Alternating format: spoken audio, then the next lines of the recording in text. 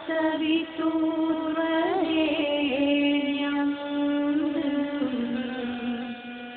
भर्गो देवस्य धीमहि धियो यो नः प्रचोदयात्।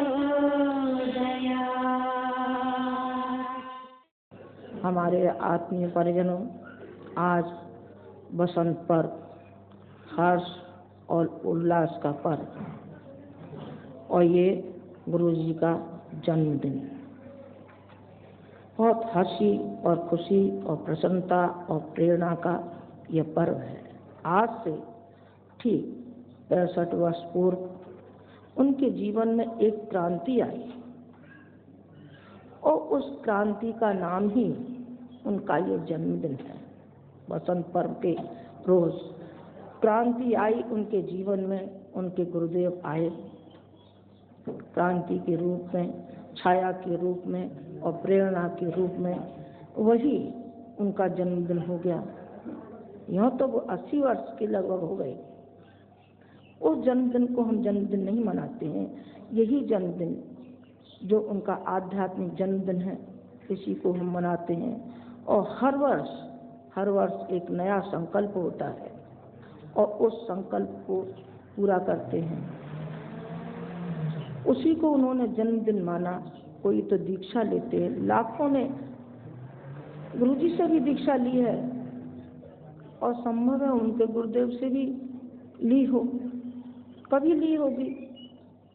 जब होंगे वे तब, अब तो नहीं, अब तो छाया के रूप में ही है।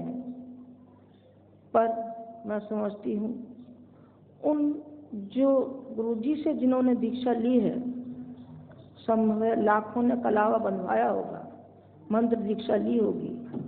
क्या क्रिया के रूप में वो उतार पाए? क्या मैं समझती नहीं उतार पाए। लेकिन उन्होंने जिस दिन से अपना दीक्षा का दिन माना और अपना जन्म माना, अर्थात पूरा क्रांतिकारी जीवन उनका बन गया। सारा का सारा उनके जीवन का परिवर्तन होता हुआ चला गया। और कहते हैं कि चमन ऋषि जवान हो गए। अब बेटे मालूम नहीं जवान हो गए कि नहीं हो गए। बुढ़ापा तो आखिर बुढ़ापा ही होता है, अवस्था तो अवस्था ही होती है। झुर्री भी पड़ेंगी, कमर भी झुकेगी, लेकिन एक मायने में जरूर वो जवान हो गए होंगे, जिसका मतलब उत्साह, जिसका मतलब है शक्ति जिस व्यक्ति के अंदर है वो कभी बुढ़ा नहीं होता। गुरुजी कभी बूढ़े नहीं हो सकते। वो आज बूढ़े हैं ना बेटे, 1000 साल बाद बूढ़े होंगे। शरीर तो रहेगा कि नहीं रहेगा ये तो भगवान मालिक है। जिसने जन्म लिया है कहाँ रहने वाला है, वो तो कभी ना कभी जाएगा ही, वो तो हम जाएंगे ही।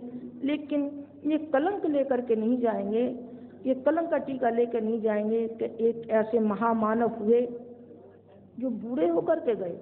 नहीं, बूढ़े होकर के नहीं, जवान होकर के।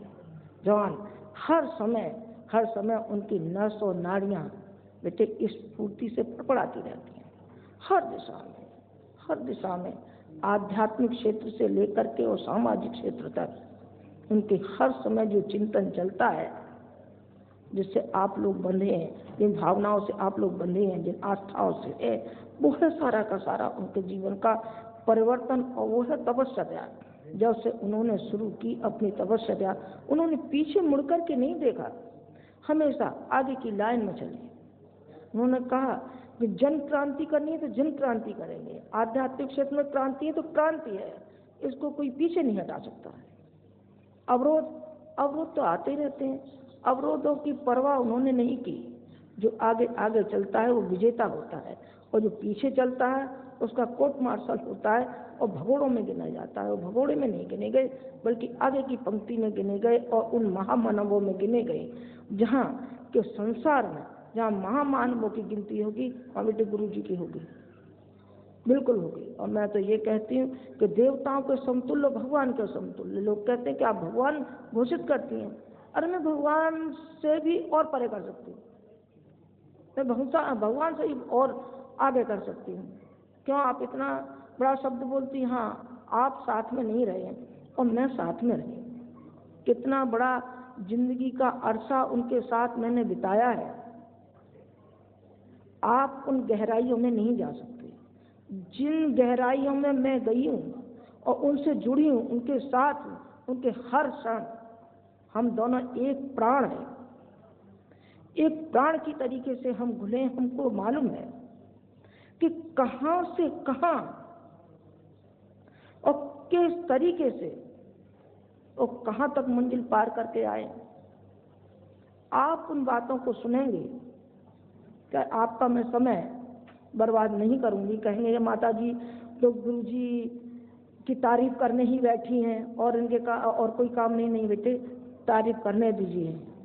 और वास्तविकता है, तारीफ नहीं है, सेखी नहीं है, जो वास्तविकता है कि जिस दिन से उन्होंने पग बढ़ाए आध्यात्मिक क्षेत्र पे, वो कितनी महान क्रांति है। आज तो नहीं दुनिया समझ सकेगी, जो कि सामने गांधी जी जब तक सामने रहे तब तक लोगों ने उनकी वैल्यू नहीं समझी, लेकिन जब चले गए तो उनको मालूम पड़ा कि गांधी जी क्या थे। और पीछे मालूम पड़ेगा कि एक महामानव आया, आखिर कौन था, क्या था, तो आपको यही मालूम पड़ेगा कि भगवान की एक शक्ति थी जो आया था, और ऐसी जबरदस्त शक्ति थी जो कि संसार को हिला देने में वो समर्थ था, और उसने वही कार्य किया जो करना चाहिए। यूँ तो भगवान की शक्ति हर मनुष्य में है, पर उस शक्ति का उपयोग नहीं कर पाता, और जिस सत्ता से जुड़ा हुआ है उसका वो लाभ नहीं उठा पाता। इतना चाहे तो उसका दुर्भाग्य कहिए या नासमझी कहिए या प्रलोभन कहिए, जो भी आप उसको उपमा दे सकते हो वो आप दीजिए। पर सही बात यह है कि समझ नहीं पाते। अपनी शुद्ध बुद्धि के सामने केवल हमको क्षणिक लाभ ही दिखाई पड़ता है।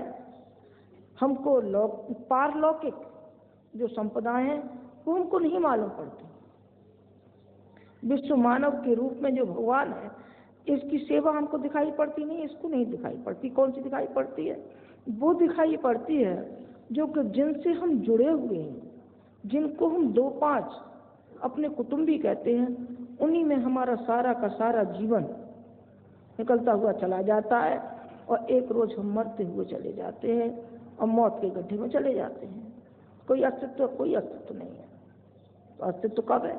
अस्तित्व जब है जब मनुष्य अपने जीवन के प्रति जागरूक होता है, सतर्क होता है, और ये उसको भान होता है कि हम किसके लिए आए थे। भगवान ने हमको जो भेजा है, आखिर किस उद्देश्य के लिए, उस कार्य के लिए भेजा गया है, ये भूल जाता है।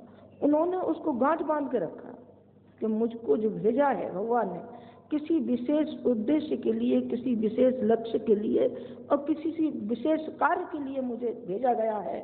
तो हर गुरुदेव की आज्ञा का वो इस तरीके से पालन करते गए कि उन्होंने ब्रह्म वाक्य उसको समझ लिया कि जो प्रेरणा उनको मिली बस इसके बस यही करना है, इसके अलावा मुझे अब कुछ करना ही नहीं है।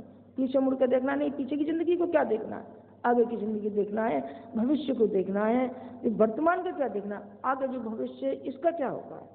जो आज जो समय चल रहा है इसके प्रति वो कितने चिंतित हैं आपको नहीं मालूम है। जितने वो चिंतित हैं उतने ही आशावादी भी हैं। आशावादी भी हैं कि 21वीं सदी उज्जवल भविष्य लेकर के आ रही है, लेकिन ये भी कम नहीं है कि जो भयावह स्थितियां हैं, परिस्थितियां हैं, जो देश की, विदेश की, राष्ट्रीय, अंतर्राष्ट्रीय जो समस्याएं हैं उससे आप भी वाकिफ हैं, क्योंकि आप पढ़े लिखे हैं और आप बुद्धिजीवी हैं, आप पढ़ते हैं, समझते हैं, आपको मालूम है कि कैसा समय ये गुजर रहा है। तो इस समय में हम क्या कर सकते हैं, वो सारा का सारा उनके दिमाग में एक नक्शे की तरह से है, एक नक्शे की तरह से जो दिन भर कमाते हैं और शाम को पल्ला झाड़ कर सोते हैं, सब दे डालते हैं। और बेटे जिनको अपना ये रहता है कि नहीं हमको देना नहीं है, हमको तो अपना जोड़ करके ही रखना है, ऐसा संभाल के रखना है कि कोई चोर न ले जाए, कोई डकैत न ले जाए, और सही पूछो तो वो ले ही आते। एक लड़की आई थी लंदन की, तो मुझसे बोलती, लंदन की नहीं थी, कहीं दूसरी जगह की थी, बोली माता जी, अब मैं नाम तो नहीं बताऊंगी उसका, तो मेरा इतना नुकसान हो गया। मैंने बेटा तो क्या किया था तूने? तो मेरा यही था कि भगवान के चरणों में रखूंगी और मैं अपने ब्याह शादियों में लगाऊंगी इसको। तो मैंने कहा बस जो तेरी नियत थी सोई हो गया। वो मुड़ के गई और वो जो थे उठा ले गए उसके वहां से। मैंने रहने बेटा, तू तो लगाती थी अपनी लड़की की शादी में, वो और किसी लड़की की शादी में लग गया, उसमें क्या फर्क पड़ता है?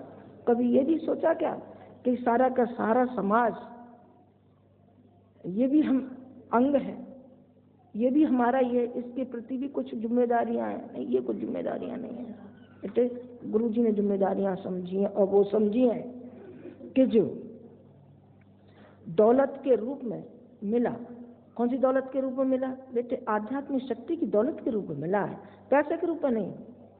पैसे की कभी अपेक्षा नहीं की है, पर आता भी गया है। कोई काम रुका भी नहीं है।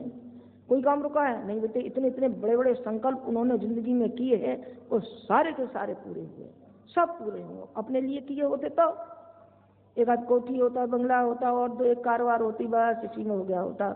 और कुछ बने होते, राजनीति में बने होते तो कुछ बन गए होते, मंत्री, राष्ट्रपति, क्या होता है? कुछ नहीं होता, इतने ही हो गए होते। लेकिन आध्यात्मिक जीवन में प्रवेश किया तब, और इसमें आगे बढ़े तब, अपनी संकीर्णता को छोड़ा तब, और दौलत की कोई कमी है? कोई कमी नहीं। इतनी बड़ी दौलत है बेटे कि आपको गिनाने लगे तो पसीना आ जाएगा, पसीना आ जाएगा। इतनी दौलत है हमारे पास कि बस हम आपसे क्या कहें। करोड़पति नहीं, अरबपति नहीं, खरबपति नहीं, जो भी आप कह लें, बड़े से बड़े हिंदुस्तान नहीं बल्कि सारी दुनिया का आप कह लें तब भी कम है। हम उतने जबरदस्त दौलतवान हैं। तो वो दौलत का है माता जी, फिर तो हम आ जाएं। आप तो ये कहती हैं कि हमारा दोनों का अकाउंट नहीं है कहीं भी, तो फिर रात को आवे तो हम ये तो जानते हैं, मालूम है हमको कि आप ही मैनेजर ट्रस्टी हैं, गुरु जी तो कुछ है नहीं। लो साइन करा ले जा, करा ले जा बेटे, फिर सब मिल जाएगा हमको, खाली हाथ लौटेगा। हमारे पास है वो दौलत है, ये जो दौलत बैठी है, ये दौलत है हमारी। इतनी दौलत पैसे के रूप में मिली और हमें अपने परिजनों के रूप में मिली। मैं आपको एक छोटी सी घटना बताती हूँ, मैं ज़्यादा तो नहीं बताऊंगी। क्यों अपने जीवन की क्यों वो परतें खोली जानी चाहिए? कोई ज़रूरी है क्या? कोई ज़रूरी नहीं है, लेकिन प्रेरणा के रूप में यदि आप ग्रहण करना चाहें तो आप कर ही सकते हैं उसको। कि गुरु जी अज्ञातवास गए और मेरे लिए मनाही थी कि तुम मत आना। जहाँ तक मुझे मालूम नहीं था कहाँ है, वहाँ तक की तो बात अलग है। जब मुझे मालूम पड़ा कि अमुक स्थान पर हैं, तभी उन्होंने मेरे लिए वर्जित कर दिया था। ये कहा था कि तुम आना मत, क्योंकि तुम्हारी तबीयत खराब हो जाती है, जाने कहाँ से कहाँ तुम पैदल चलना पड़ेगा। क्योंकि उन्होंने जितना पूजा उपासना को महत्व दिया, समाज सेवा को दिया, उससे कम मुझे नहीं दिया। मैं ऐसा समझती हूँ, अपने मन में मैंने समझा, उससे कम मुझे महत्व नहीं दिया। मेरा बहुत उन्होंने सम्मान किया। इतनी मैं योग्य नहीं हूँ जितना उनके हृदय में मेरा सम्मान है, बहुत सम्मान है, अपार सम्मान। मेरे दुख का, दर्द का इतना ख्याल रखते हैं कि शायद ही कोई खुश नसीब महिला होगी जिसका पति इतना ख्याल रखता होगा। मेरा तो पति नहीं है, बल्कि मेरा तो परमेश्वर ही है, परमेश्वर ही है। मैं यही कहूँ। तो मैं नहीं मानी और मैं चली गई। जब मैं चली गई तो वो वहीं जाकर के ठहर गई, जबकि मुझे मालूम नहीं था कि कहाँ है, कहाँ है। जब मैं जाकर के ठहर गई और मैंने देखा कि पत्तियां उबली हुई रखी हैं, कुछ खा ली गई, कुछ भी रखी थी, उसमें नमक भी ज्यादा था। अब मैं बैठ गई जाकर, बोले कि क्या लाऊं मैं तुम्हारे लिए? मैंने कहा मेरे लिए? मैं तो जो चाहती थी वो मुझे मिल गया, अब मुझे शेष क्या चाहिए? खाने को चाहिए। इतना मेरा कहना था कि मेरे आंसू निकल पड़े। और जब मैंने उसमें से एक पत्ती मुंह में डाली तो इतनी कड़वी थी, मैं आपको वर्णन नहीं कर सकती। और मैंने उस पत्ती को उतार लिया। मैंने कहा तो मैं तो घर में बैठी रही और बच्चों का पालन पोषण करती रही, जब उनका आदेश था कि जो हमने विशाल परिवार बनाया है, इस परिवार की तुम माँ हो, तुम माँ हो, यदि मेरे साथ चलती हो तो ये बच्चे छूट जाएंगे, तुम्हें ये देखना है। तो मैंने कहा जो आपकी आज्ञा है वही मेरे लिए श्रोधार्य है, और मैंने आप सबको उस समय छाती से लगाए रखा। मैंने कहा कि जो कहा है उसी का पालन होगा। और मैंने बस पानी पी करके मैं एक उठ गई और मैं इतनी गहन चिंतन में चली गई कि मैंने सब कुछ खाया 1 साल में और खिलाया भी। और मैंने कहा इन्होंने किस तरीके से 1 साल निकाला है। यहाँ तो बेटे 1 साल नहीं, जब से होश संभाला होगा, मैं समझती हूँ कि जिद्या पर उनका इतना कंट्रोल है, इतना कंट्रोल है, तभी उनकी ये सरस्वती है। आज सरस्वती का जन्म भी है, कला के पुजारी भी हैं वो। उनकी जबान पर सरस्वती है, जो कह देते वही बात हो जाती है। आखिर कैसे हो जाती है और क्यों हो जाती है, मैं आपको सुना रही हूँ। इसलिए हो जाती है कि उन्होंने अपनी जीव को बेटे ऐसे कस रखा जैसे जम्मू से कस लेते हैं, उतना अपने ऊपर उनको नियंत्रण है। तपस्या पर उनको विश्वास है, अपने गुरु के प्रति आस्था है और श्रद्धा है। जो उनको मिला है उपहार में कितना मिला है, मिलता हुआ चला जा रहा है और मिलता हुआ चला जाएगा। आप देखना कितना मिलता हुआ चला जा रहा है। वो मैं आपको बता रही थी कि ये है वो दौलत जो उनको जितना कसा है उन्होंने अपने को, उतना ही उनको मिलता हुआ चला जाता है। कभी अपने लिए मैं समझती 4 पैसे उन्होंने खर्च कभी नहीं किए। कभी भी उन्होंने अपने आप ला के कपड़ा नहीं पहना, कभी अपने आप ला करके कभी खाया नहीं। किया है तो मैं तो लाती रही हूँ, कपड़ा भी लाती रही हूँ, तो है तो सब उन्हीं का, मैं तो निमित्त मात्र हूँ।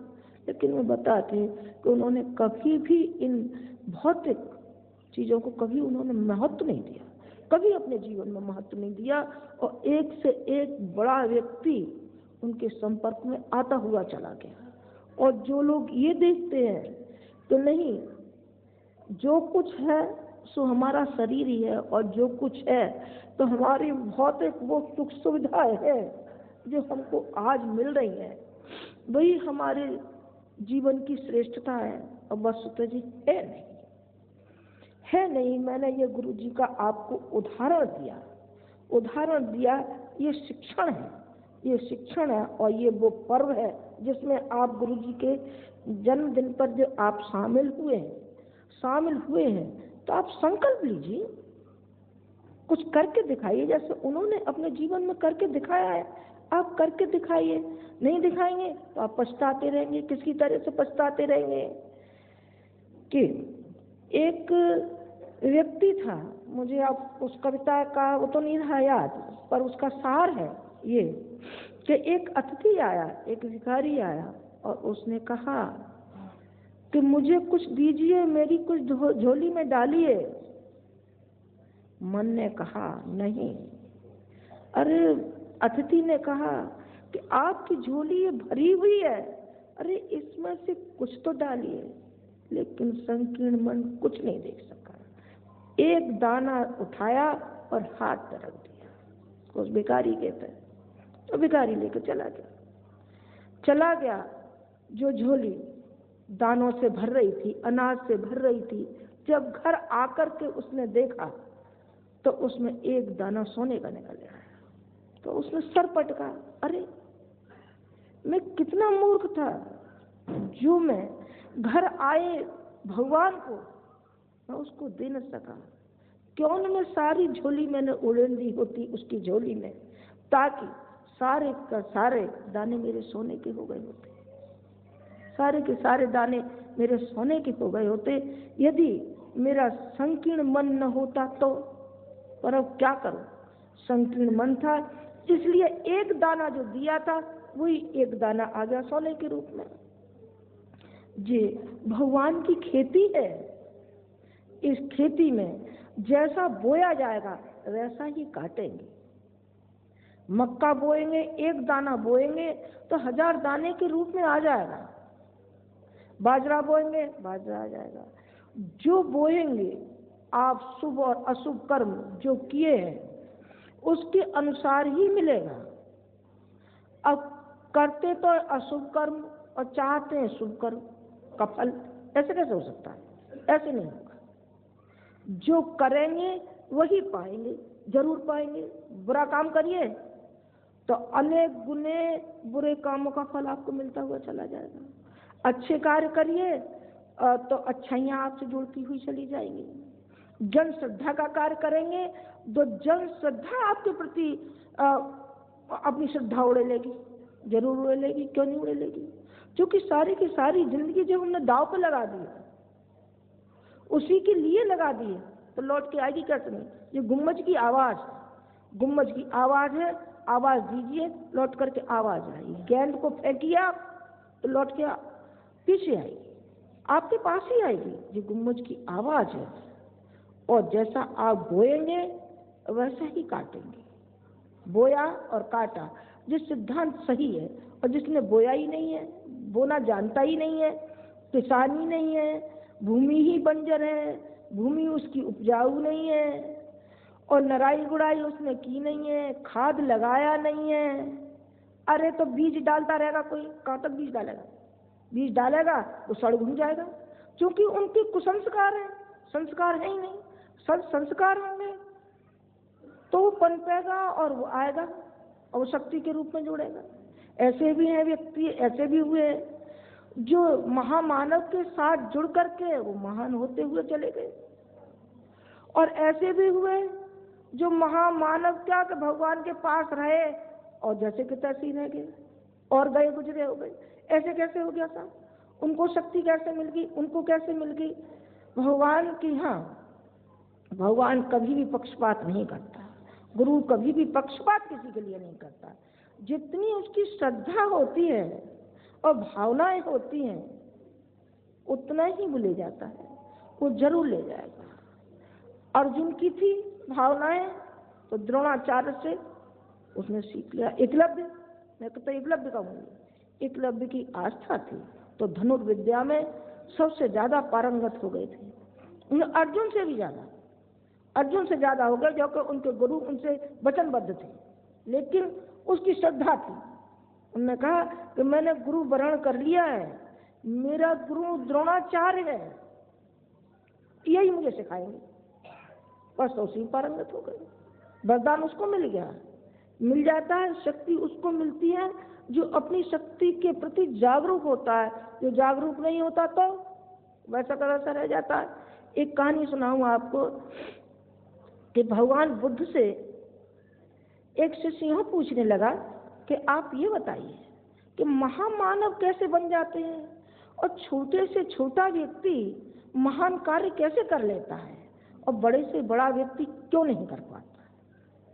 जिसमें लखपति और करोड़पति और राजा और महाराजा और बड़े बड़े पदाधिकारी हैं, ये कार्य नहीं कर सकते, और एक छोटे से घर में पैदा हुआ व्यक्ति किस तरीके से छलांग लगा सकता है और कैसे बलवान हो सकता है, हृष्ट हो सकता है, आत्मबल कैसे उसको मिल सकता है, ये बात मुझे बताइए। थोड़ी देर जरा सोचने लगे कि इसको क्या जवाब दिया जाए, इसकी कैसे समझ में आए कि किस तरीके से शक्ति मिलती है, और शक्ति जब मिलती है उसका सदुपयोग करते हैं कि नहीं करते।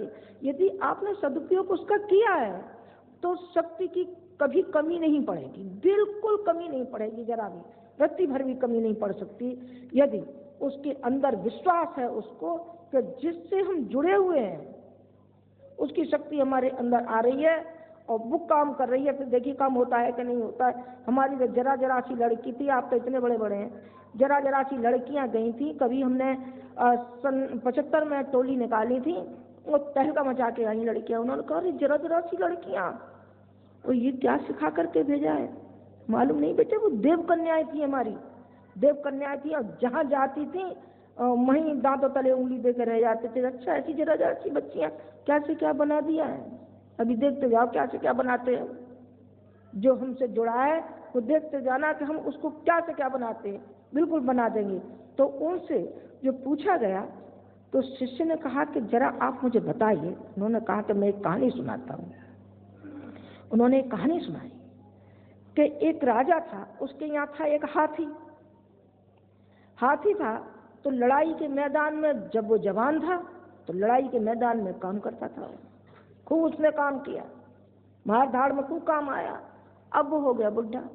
जब बुढ़ा हो गया, बुढ़ा मतलब नाउम्मीद। नाउम्मीद जो होता है जिसके अंदर कोई हलचल नहीं, कोई उम्मीद नहीं, कोई उत्साह नहीं, कोई तमन्ना नहीं कि हमको कुछ करना है, वो नाउम्मीद होता है, वही बुढ़ा हो जाता है।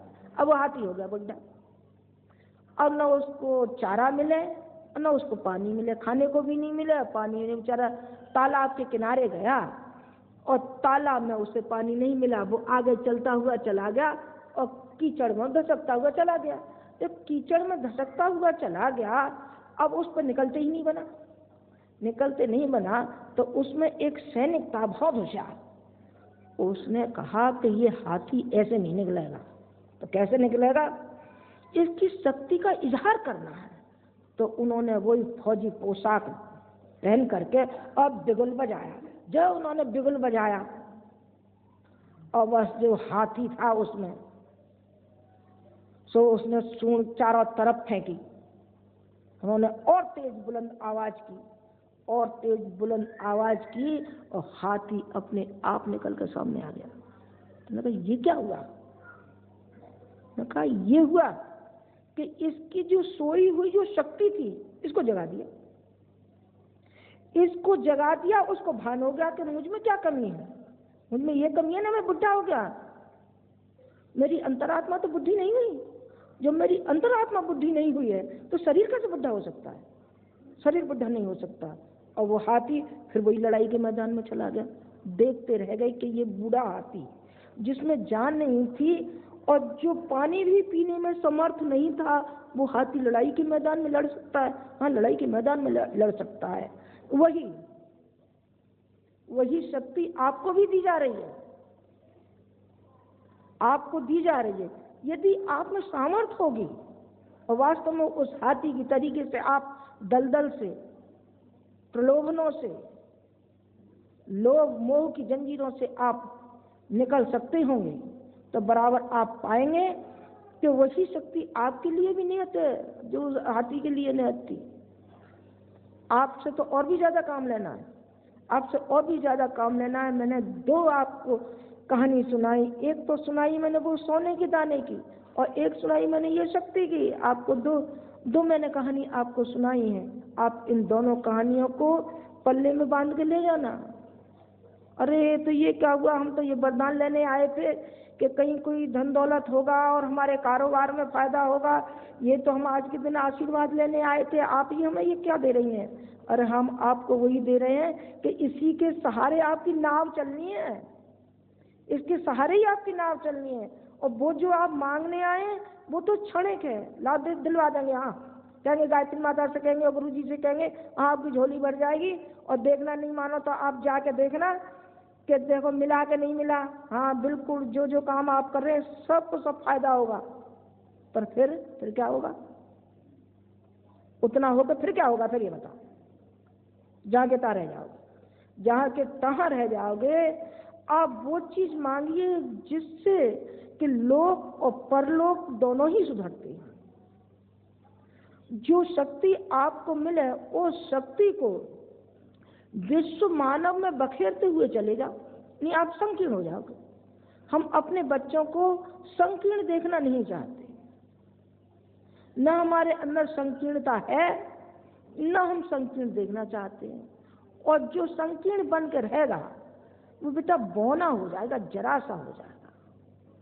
शरीर की दृष्टि से चाहे वो छोटा हो चाहे न हो, लेकिन मन की दृष्टि से वो छोटा हो जाएगा, बौना हो जाएगा। क्योंकि जो आज की आवश्यकता है, जो भविष्य के लिए चेतावनी है, उसकी तरफ हम जरा भी नहीं देख रहे हैं और अपना राग अलाप रहे हैं। नहीं, अपना राग नहीं अलापेंगे आप, तो उस संत से आप जुड़े हुए, उस ऋषि से आप जुड़े हुए जिसने कि सारी जिंदगी अपनी दाव पे लगा दी है, दाव पे लगा दी है बेटे, आप उसके साथ हैं। जुआ खेलता जानते हो कि नहीं?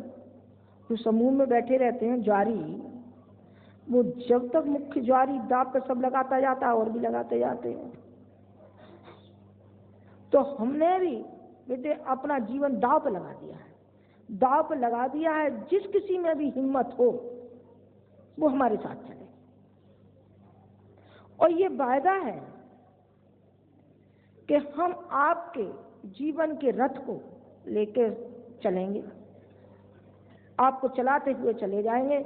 लेकिन बेटे अर्जुन की तरीके से तो आपको उठना ही पड़ेगा। अर्जुन ने मना कर दिया था, ये कहा था कि सब मेरे भाई भतीजे कुटुंबी हैं, इनको मैं मारूंगा, मुझसे नहीं मारे जाएंगे। न कहा कि अर्जुन तुझसे नहीं मारे जाएंगे, मार तो मैं एक क्षण में दूंगा, लेकिन श्रेय तुझे फिर नहीं मिल सकता, श्रेय मुझे ही मिलेगा, तू श्रेय ले और मारूंगा मैं, सारथी हूं तेरे पीछे। तो ये जो अंतःकरण में जो कौरव विराजमान है, अनेक रूपों में बेटे कौरव है, आहा, इनके क्या क्या नाम गिनाव हैं, जो आप ही स्वयं नाम उनके गिन लेना, जितने हमारे अंतःकरण में कौरव विराजमान है। जब तक आप उनसे लड़ेंगे नहीं तब तक ये कौरवों का दमन नहीं होगा।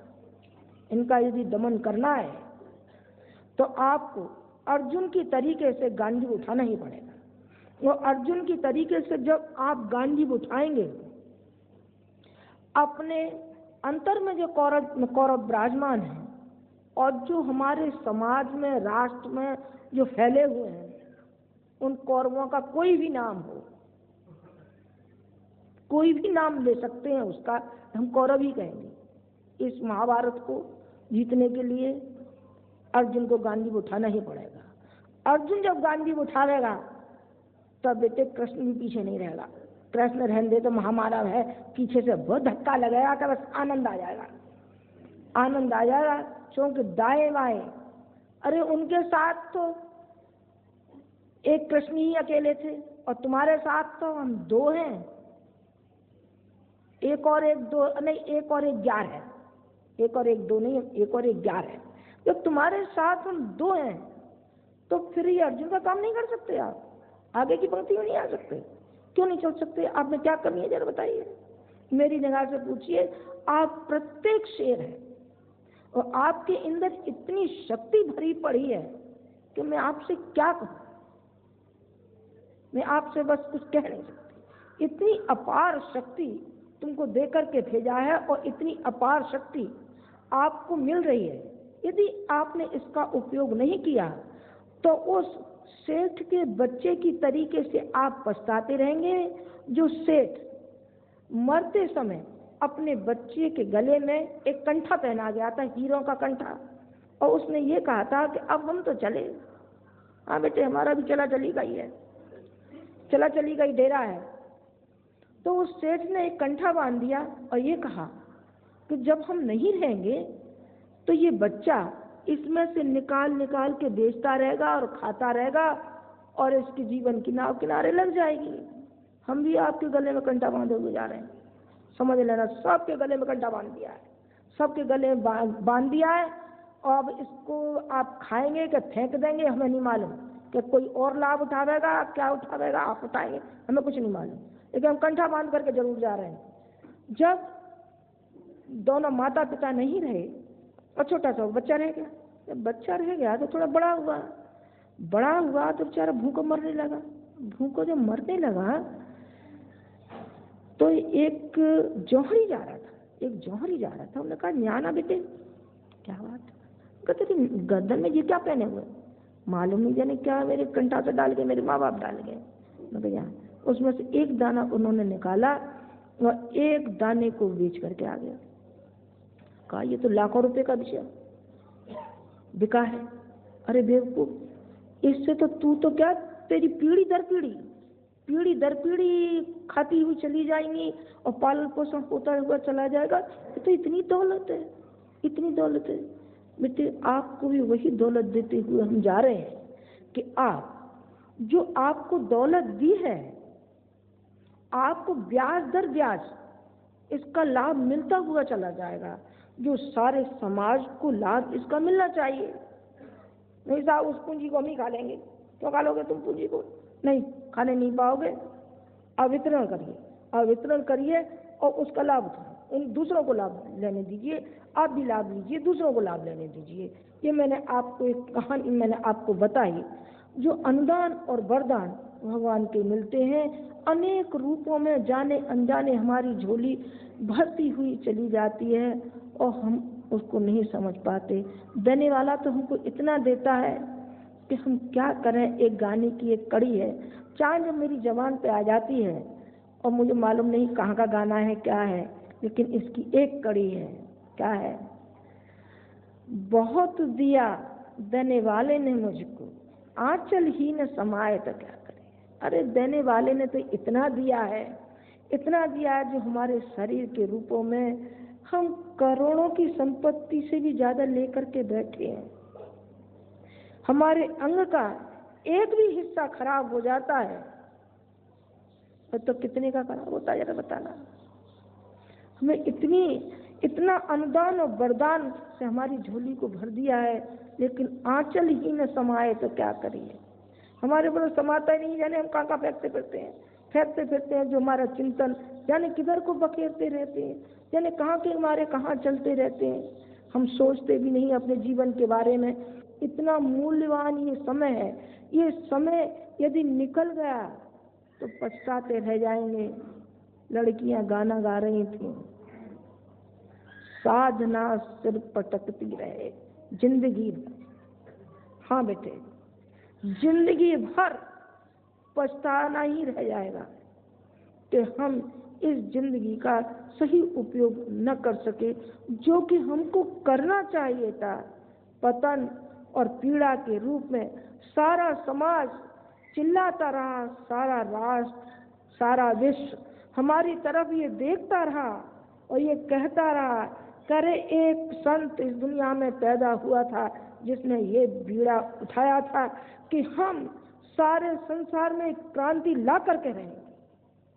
और वो करेंगे हम बौद्धिक क्रांति। बौद्धिकता से व्यक्ति पंग हो गया है, बच्चा हो गया है, लकवा हो गया है, इसको पोलियो हो गया है। इसका उपचार होना चाहिए, हम इसको दे करके रहेंगे। लेकिन हाय रे कैसे दुर्भाग्यशाली निकले जो कि हम जरा भी न ले पाए, उसका उपयोग न कर पाए। और जो उनसे जुड़े थे, ये आशा थी कि इस संत के साथ जो जुड़े हैं इनके द्वारा हमको मार्गदर्शन मिलेगा, इनके द्वारा प्रेरणा मिलेगी। क्यों कि इनको इस योग्य बना दिया गया है, इनमें प्राण फूंक दिए गए हैं, पर हम कुछ न कर सके। उस विश्व के लिए हम कुछ भी न कर सके। ये पछताना न रह जाए। आप उस समय से पहले आप चेत जाएं तो ज्यादा अच्छा है। आप आज के दिन आप ये संकल्प लेके जाइए, जो गुरु जी की आकांक्षाएं हैं, जो गुरु जी की कामना है। अरे कामना तो हम लेके आए माता जी। हाँ बिल्कुल आप सही कह रहे हैं, आप हमारे बच्चे हैं, आप हमारे कुटुंबी हैं, भाई हैं, भतीजे हैं, नाती हैं, पोते हैं, बेटे आप हमारे हैं। आपका जरूर आपका अधिकार है कि जो आप मांगे और हम देने में समर्थ हो। बेटे समर्थ नहीं होंगे तो हम कह नहीं सकते भगवान तो हम है नहीं, जो कि हम सारी की सारी आपकी मनोकामनाओं को पूर्ण कर दें। लेकिन आप विश्वास रखिए कि जो कुछ भी हम देने में समर्थ होंगे आपकी जरूर झोली भरी जाएगी। हम उसमें से नहीं है कि हम बचा करके रखेंगे, हम सारी की सारी अपनी झोली के दानों को आपकी झोली में उड़ेल करके ही जाएंगे, निश्चित जाएंगे। लेकिन हमारी भी तो कामना है कुछ, हमारी भी तो आप समर्थ हो गए, दाढ़ी मूछ वाले हो गए, बड़े हो गए हैं, तो माँ बाप का भी कुछ कामनाएं होती हैं, हमारा बच्चा बड़ा होगा, ये पुरुषार्थ करेगा, कमाएगा, खिलाएगा, हमारे पाँव दावेगा, हमारे कपड़े धोगा, उसका होता है कि नहीं होता है? होता है माँ बाप का। हमारा ये तो नहीं है कि आप हमारे निजी कार्य को करिए, नहीं बेटे, निजी कार्य के लिए हमने कभी नहीं सोचा, आज तक नहीं सोचा और न कभी सोचेंगे, न हमारी कोई कामना है ही नहीं। कुछ जरूरत तो आप करेंगे क्या? हमारा निजी क्या करेंगे बताइए? रोटी खिलाएंगे, हम ही आपको रोटी खिला दें। कपड़ा पहनाएंगे, नहीं साहब हमको कपड़े आपको नहीं चाहिए। ये आपका मान हम भले रख दें किसी का, ये बहुत ज़्यादा भावना में डूबा होता है तो रहने दो, इसका तिरस्कार क्यों करें? इसको ऐसा लगेगा कि इन्होंने हमारी भावनाओं का सम्मान नहीं किया। बेटे, उससे हम भले से आपकी कोई स्वीकार कर लें और आपको दिखाने में पहन भी लें, चलो ये भी हो सकता है, लेकिन अंतःकरण हमारा ऐसा नहीं है। हम नहीं चाहते कि हमारे निजी स्वार्थ के लिए हमें कोई आवश्यकता है, कि बिल्कुल आवश्यकता नहीं है। खूब कमा लेते हैं, अभी तो हमारी नाव का खिवैया ऐसा है कि हजारों लाखों का पेट भर सकता है, तो आप क्या हमारा पेट भरेंगे? हम तो अपने आप भर लेते हैं। खूब लंबे चौड़े हाथ हैं, देख ले गुरु जी के कितने लंबे लंबे हाथ, और देख ले माता जी के कितने मोटे मोटे हाथ हैं। लंबे तो नहीं है आप, पर बड़े जबरदस्त है। एक पड़ जाए तो नानी याद आ जाएगी, आ जाएगी। बड़े जबरदस्त है ना, बड़े मोटे मोटे हाथ। कोई कमी है हमारे पास? बिल्कुल कोई कमी नहीं है। काय की कमी है? एक ही की कमी है, वो आपकी श्रद्धा की कमी है, आपकी आस्था की कमी है, आपके विश्वास की कमी है, और आपकी सक्रियता की कमी है, आपकी शक्ति की कमी है। बस एक ही चीज की कमी है, और कोई कमी नहीं है हमारे पास। हमारे पास धन दौलत की कमी है बिल्कुल नहीं है, और किसी चीज की कमी है माता जी? बिल्कुल कमी नहीं है। कोई चीज की आवश्यकता है? आप बूढ़े हो गए तो आपको चाहिए खाने को? नहीं बेटे हमें नहीं चाहिए। पहनने को चाहिए? बिल्कुल नहीं चाहिए। मंगा लेते हैं बेटे मथुरा से, अभी भी रख गया 6 साड़ी, तो मुझे 6 तो फटेंगी भी नहीं, मैं क्या करूँ बता? और चलते रमान होता है तो रख भी लेती हूँ, सो वितरित कर देती हूँ। मैंने आपको ये बताया, लेकिन हमें आवश्यकता है, बहुत आवश्यकता है। किसकी आवश्यकता है? हमें एक का एक लड़के की आवश्यकता है बेटे। इस समय जिस समय लड़ाई छिड़ती है, उस समय क्या होता है? फौज की आवश्यकता होती है कि नहीं होती? कोई जमाना था तब कि सिखों में हर एक घर से एक सिख होता था, एक सिख होता था। कभी कोई जमाना था कि लड़ाई के मैदान में जब जाते थे तो हर घर से एक जाता था, हर घर से एक। और हम भी ये चाहते हैं कि हमारा प्रत्येक परिजन उस लड़ाई के मोर्चे के लिए सतर्क रहे, साहस रहे, उम्मीदवार बने और सक्रियता लाए, जो गुरुजी चाहते हैं। अब क्या चाहते हैं? वो सारा का सारा तुमको कार्यकर्ता बताते रहते हैं कि किस चीज की आवश्यकता है। आवश्यकता आज एक ही चीज की है, वो चीज है जो अंधकार को हटाया जाना चाहिए, उजाले को लाना चाहिए। सद्विचार आने चाहिए और कुविचार जाने चाहिए। अब कैसे जाएंगे? इनका फिर करना क्या पड़ेगा? तो ये तो सब तुम्हें बताते रहेंगे कि क्या करना पड़ेगा। ये मेरा विषय नहीं है। मेरा विषय है तो केवल वो है एक आस्था, और वो है निष्ठा, और वो है श्रद्धा, जो मैं देखती हूँ कि आप में सब में विद्यमान है। एक भी ऐसा नहीं है जिसके अंदर श्रद्धा नहीं है। श्रद्धा है आपके पास, पर आप बुरा मत मानना। मानेंगे तो मानेंगे, मेरे बच्चे हैं, पीछे पुचकार लूंगी, मार भी लेती, पीछे से पुचकार भी लेती है, कोई बात नहीं है। रूठ जाओगे तो मना भी लूंगी। माँ में विशेषता होती है बेटे, वो ये है कि हमारा मन डाल डाल और पात पात पर घूमता रहता है। किधर जाए न मालूम हमें कौन साथ दे जाए इनमें से। यानी शंकर जी दे जाए, कि हनुमान जी दे जाए, कि बालाजी दे जाए, कि चंडी देवी दे जाए, कि संतोषी माता दे जाए, कि गायत्री माता दे जाए, कि गुरु जी दे जाए, कि माता जी जाए, जाने कौन हमारे सामने आ जाए, जाने किसको हम पकड़ लें। तो हम क्या करें? फिर हम वो ही करें जो भैरूपिया करता है। भैरूपिया जानते क्या करता है? बौला बहुत जानते क्या करता है? हाँ, बौला बैठा भी रहता है और जहाँ माला भी जपता रहता है, और जहाँ देखी मचे कुड़क निकल गया। वो भी होता है, ये नहीं होना चाहिए। जो है वो एक निष्ठ हो, जो हमने फैसला कर लिया वही होगा, वही हमको आजीवन निर्वाह करना है। आजीवन निर्वाह करेंगे तो हम आपके साथ हैं। हमने कह दिया ना कि आपके जीवन के रथ को चलाने की जिम्मेदारी हमारी है, पर गांडी उठाना आपका काम है। आप चलिए, आपको मिलेगा। हाँ, सूरदास की लकड़ी को लेकर के कृष्ण चलते थे और मीरा के साथ कृष्ण नाचते थे, हमारे आपके साथ नाचेंगे? उन्होंने कहा कितनी तो मनोकामनाएं भरी पड़ी हैं, कितनी तो गंदगी पड़ी है। मनसा देवी के भी दर्शन करने जाएंगे, 5 पैसे चढ़ाएंगे तो 5 मनोकामना वहां भी होंगी। 5 मनोकामना पूरी कर दे तो हम संतोषी माता के भक्त हैं।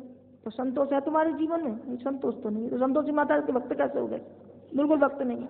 शंकर जी के बिल्कुल भक्त कतई नहीं है। शंकर जी के इसी भक्त हैं के बाद उसने भांग धतूरा चढ़ाया और जो कुछ उनकी झोली में उसे निकाला। शंकर जी बहुत होशियार हैं। शंकर जी ऐसे नहीं है हम और आप पे चूना लगा सकता, शंकर जी पे कोई कैसे चूना लगाया रहेगा? उन्होंने कहा कि शंकर जी तो पास भी नहीं, पट गए इनके। कहाँ इनके अंदर शीतलता, कहाँ है दूसरों के प्रति वो उदार, जो दूसरों के लिए वो जहर पी सकते हैं और अमृत बांट सकते हैं? है ऐसा जीवन? नहीं। तो शंकर कहाँ हो गए? शंकर नहीं हो बेटे। हम घाट घाट का पानी पीते, घाट घाट का नहीं, एक घाट का पीते। एक साधे सब सदे और सब साधे सब जाए, सब साधे सब जाएगा और एक का पल्ला पकड़ लेंगे, बस उसी से बेड़ा पार हो जाएगा, उसी से बेड़ा पार हो जाएगा। मैं आपको कहाँ से कहाँ ले गई, शायद आपकी श्रद्धा को कोई चोट पहुंची हो, आपकी भावनाओं को कोई चोट पहुंची हो और ये आप सोच रहे हो कि माता जी को ये शब्द नहीं कहने चाहिए थे, माता जी ने ऐसा कह दिया। पर बेटी मैं क्या करूं, जवानी तो है, आखिर जवान पे आ गया, मैंने कह दिया। अपने कुटुंबियों के सामने भी नहीं कहूं तो आखिर किसके सामने कहूं? कहना चाहिए, और कहना चाहिए। जो अनीति के विरुद्ध आप ही ना उठेंगे तो कौन उठेगा? हम आपको उठाने के लिए कर रहे हैं, तो किस किस पर हमें उठना पड़ेगा? अनेक हमारे समाज में विकृतियां हैं, बुराइयां हैं, कोढ़ है। उस कोढ़ का नाम एक दहेज भी है, उस कोढ़ का नाम एक मृत्यु भोज भी है, उस कोढ़ का नाम एक छुआछूत भी है। अनेक इसकी टहनियां निकलती हैं विकृतियों की। उस विकृति के प्रति, उस महाभारत के प्रति आपके अंदर जरा भी भावना नहीं जगे और जरा भी अपने अंदर यह साहस और पुरुषार्थ आपके अंदर जगह नहीं कि हमको कुछ समाज और देश के प्रति हमें कुछ करना भी है क्या? आपको उठना चाहिए। समय की पुकार है और समय की ये आवश्यकता है कि जो आपको आगे आना चाहिए। गुरु जी की भी आपसे आशा है और बेटे एक माँ की भी आशा है, माँ की भी है। आपसे और कुछ मांगने नहीं आई हूँ, लेकिन आपसे एक ही मैं मांगने आई हूँ, वो आपका है समय। समय निकालिए आप, समय निकालिए और अपने यहाँ जो भी आप कर सकते हैं ज़्यादा से ज़्यादा आप करिए। क्या करें? ये सब लड़के कहते रहते हैं कि आपको क्या करना चाहिए, आपको प्रज्ञा मंडलों की स्थापना से लेकर के और व्यक्ति निर्माण के लिए आप कर सकते नहीं। आप व्यक्ति निर्माण नहीं कर सकते तो कहाँ? जहाँ सोना ढाला जाता है वहीं ढाला जाता है। लोहे की भट्टियां होती हैं, भट्टियों में ही लोहा गलाया जाता है, सब जगह नहीं गलाया जाता है। ये शांति कुंज भट्टी है, ये टकसाल है। यहाँ महामानवों को पैदा करते बनाए जाते हैं। यहाँ मानव बनाए जाते हैं। पहले तो इंसान, फिर मानव, फिर महामानव, ये बनाए जाते हैं। इस भट्टी में हम तपाएंगे। इस भट्टी पर तपने के लिए जिसकी आस्था हो, जिसकी श्रद्धा हो, उस व्यक्ति को भेजो। नहीं मरे मराए आ जाएंगे, नहीं साहब हमें नहीं चाहिए, हमें तो गंगा जी में डालने पड़ेंगे दूसरे ही दिन। अरे ये क्या कर रही है, आज अशुभ कैसे बोले? अशुभ बोल रही, मैं ठीक बोले, पढ़े नहीं लिखे नहीं और यूँ आएंगे हिलते हिलते। तो हम क्या करेंगे ऐसा? तो बता, हमें वो व्यक्ति चाहिए जो स्वयं तो जानदार है और दूसरों में भी जान डाले, दूसरों में जान डाले। ऐसे व्यक्ति हमको चाहिए ताकि सारे समाज को, राष्ट्र को उठाने में मदद करें। हमें वो प्राणवान चाहिए, प्राणवान चाहिए जिसमें हम प्राण फूंकते और बस वो उड़ता हुआ चला जाए, उड़ता हुआ चला जाए। इसमें कितने ही लड़के हमारे ऐसे बैठे हैं बेटे, उनके हाथ चूमने का मन करता है, उनको छाती से लगाने का मन करता है कि कैसे शानदार शानदार बच्चे बैठे हैं हमारे, जो अपना घर छोड़ के भी आए हैं, जो अपना समय दान से लेकर के और कितना मिशन का काम करते हैं। पैसा मन दीजिए चाय वाले से, लेकिन समय दीजिए। हमको समय चाहिए, आपका पैसा नहीं चाहिए। पैसा दर रखो अपने यहाँ। तो पैसे की लगती है, हाँ बगैर पैसे के हमारे क्या नहीं काम चलेगा। चल जाएगा काम, देखा जाएगा। तुम नहीं दोगे, भगवान है ऊपर, भगवान ने सारे काम पूरे किए, वही पूरा करता रहेगा। आपके पैसे के बगैर कोई काम हमारा नहीं रुका नहीं पड़ा है। और न माना तो आप देख लेना। और अच्छा कार्य भी, जो परिवर्तन आना है, जो क्रांति आनी है, वो तो आप करके ही रहेगी, वो रुकने वाली नहीं है। लेकिन बहती गंगा में हाथ पकड़ लो, ये बहती गंगा है, गंगा के सहारे भी आप बैठे रहे और प्यासे के पास से चले गए। अरे बेटे, ये तो धिक्कार है आपके लिए भी, हमारे लिए भी। आप हमारे संपर्क में, आप जुड़े हुए हैं गुरु जी से, और फिर आप अज्ञानी ही बने रहेंगे। अज्ञानी नहीं, ज्ञानवान की पंक्ति में आप आइए, आप आगे आगे आप चलिए। और बस पीछे से हम हैं आपके लिए, आपके पीठ थपथपाएंगे, आपको आगे करेंगे, पीछे हम रहेंगे। आगे रहेंगे नहीं बेटे, आगे नहीं रहेंगे। आगे हम अपने बच्चों को करेंगे। हम बच्चों को चाहते हैं, हर माता पिता ये चाहता है कि हमारा लड़का आगे आगे चले, हम पीछे रहें। हम पीछे रहेंगे, श्रेय आपको देंगे, शक्ति आपको देंगे। बराबर आपके अंदर शक्ति आती हुई चली जाएगी, जैसे गुरु जी के अंदर शक्ति हुई आती हुई चली गई।